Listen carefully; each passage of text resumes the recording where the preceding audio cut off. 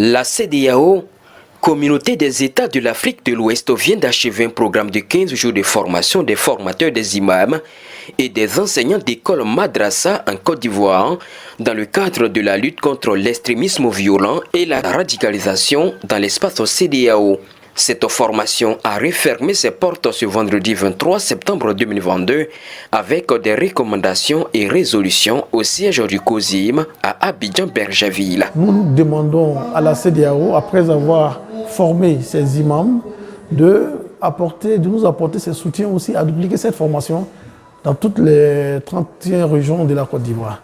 Nous avons un ensemble de 7 résolutions.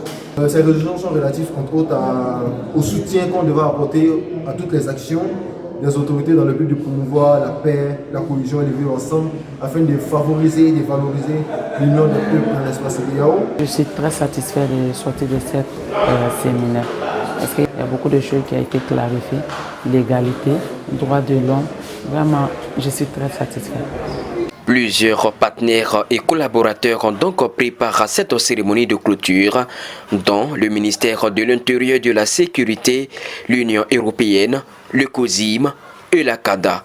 La pertinence de ces séminaires est évidente parce que les menaces nous entourent, parce que beaucoup de choses se font au nom de l'islam, alors que ces choses-là sont très loin de l'islam, effectivement.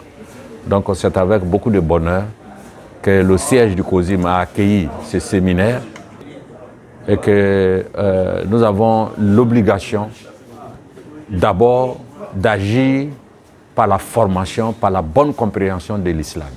Et très souvent, on a associé l'extrémisme à l'islam.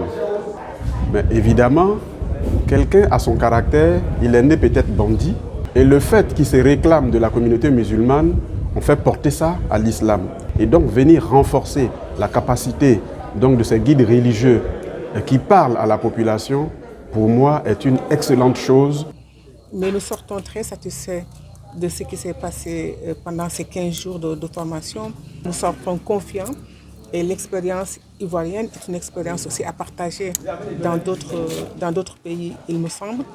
Le processus continue. L'année prochaine, nous serons dans un autre pays. Rappelons que tous les partenaires et participants de cette initiative interivoirienne ont donc reçu chacun des attestations de participation pour certains et pour d'autres des attestations de reconnaissance.